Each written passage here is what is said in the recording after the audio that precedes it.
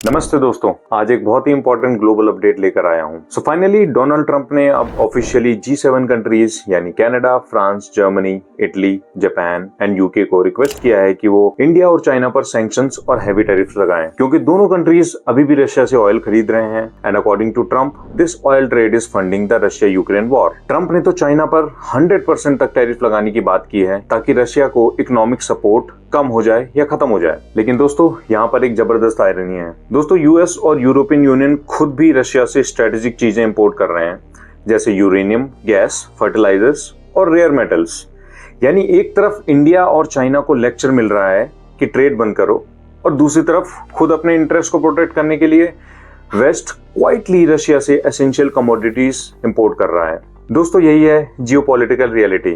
Principal पे नहीं, interest पे डिसीजन लिए जाते हैं। खुद के फायदे के लिए ट्रेड करो और ब्लेम करो इंडिया को या फिर चाइना को। वैसे डोनाल्ड ट्रंप का ये प्रपोजल भारत के लिए चिंता की बात है, क्योंकि इसका बहुत बुरा इम्पैक्ट भारत की इकोनॉमी पर हो सकता है। क्योंकि जब हम इंडिया के ओवरऑल ट्रेड की बात करते हैं तो इंडिया के मेजर ट्रेडिंग पार्टनर्स हैं GCC यानी gulf cooperation council countries, US and EU, and इनमें से भी US और EU से इंडिया को ट्रेड सरप्लस मिलता है। अगर EU या G7 कंट्रीज के प्रेशर में टैरिफ लगा दिए तो इंडिया की ग्रोथ स्लो हो सकती है।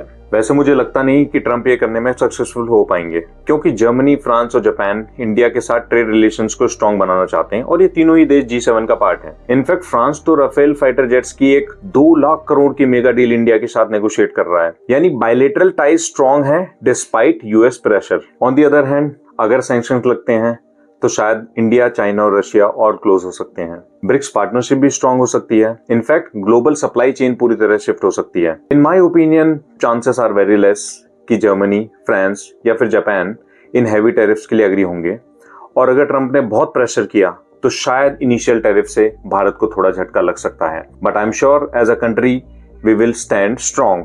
तो दोस्तों क्या लगता है आपको, सैंक्शन से इंडिया को फायदा होगा या नुकसान? अपना ओपिनियन नीचे कमेंट्स में जरूर बताएं, और अगर आपको ऐसे लेटेस्ट न्यूज और अपडेट्स पसंद हैं तो subscribe to my channel the logical प्राणी। मिलते हैं अगले वीडियो में एक नए टॉपिक के साथ। जय हिंद।